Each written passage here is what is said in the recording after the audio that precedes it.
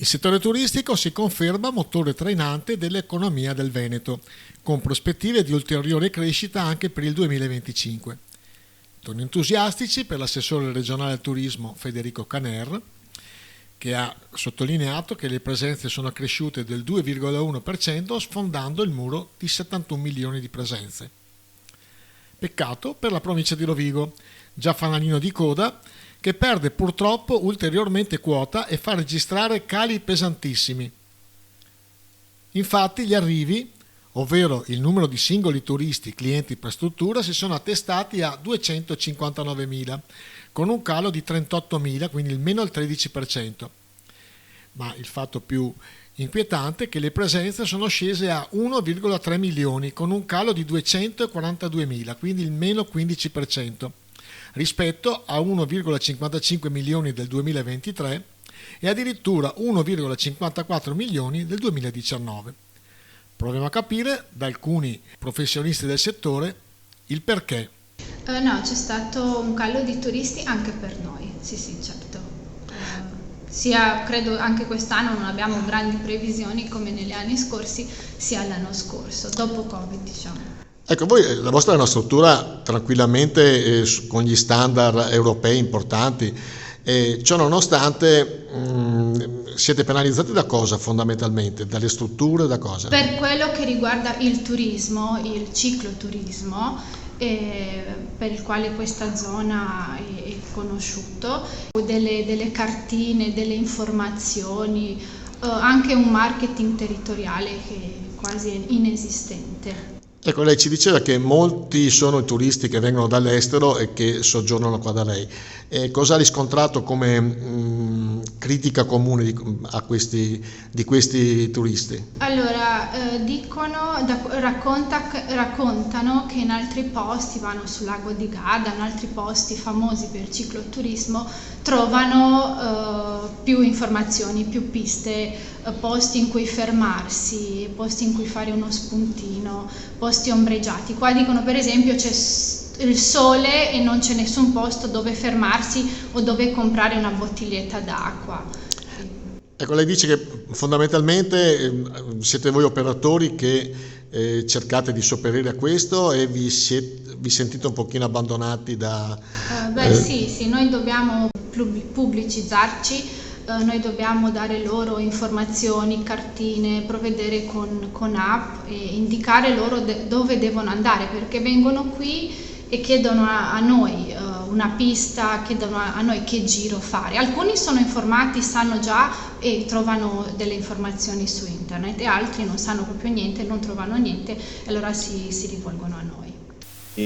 Il dato che è stato diffuso in questi giorni è un dato che era già di nostra conoscenza, perché stiamo parlando già da diversi mesi ed è una stima che i nostri operatori avevano già calcolato anche nell'ambito dell'ultima parte dell'anno di riferimento, quindi non è una sorpresa.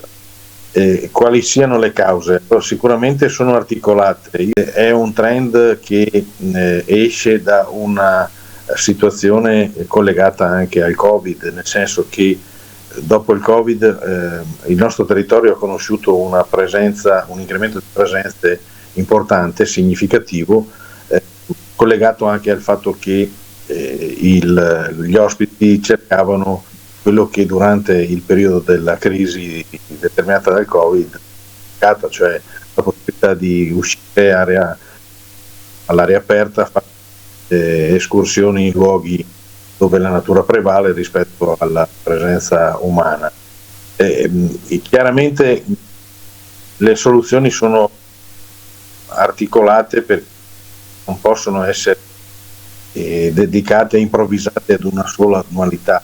Si tratta di congiuntura, ma si tratta di analisi di medio e lungo periodo che devono investire una programmazione. Dai miei dati tutta la parte adriatica ha un trend in leggero ribasso, quindi non è che solo il delta del Po abbia registrato dei dati negativi. Certo è che per fare turismo bisogna non più definirsi area o zona turistica, ma per fare turismo bisogna generare turismo.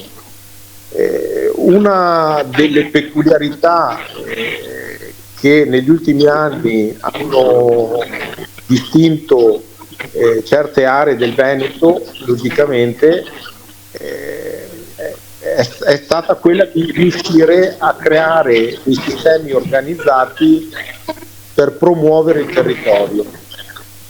Questo è uno strumento che può portare valore aggiunto, che può portare dinamiche turistiche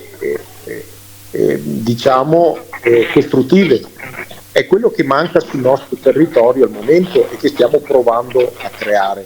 Non c'è sinergia tra la politica e l'impresa, oppure la politica vuole invadere un territorio dell'impresa? Non dico niente di nuovo se dico che la politica sta attraversando un momento di crisi di identità. Se paragoniamo quelle che erano le esperienze del passato in termini di pianificazione e programmazione rispetto a quello che attualmente viene fatto, balza a tutti il fatto che ci sia un po' di confusione sui ruoli e ci siano le idee chiare. Secondo me è questo che bisogna recuperare.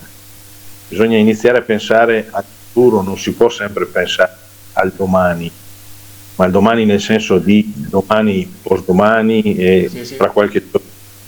Bisogna pensare a pensare a una pianificazione che riguardi il decennio per avere qualcosa di concreto che possa crescere.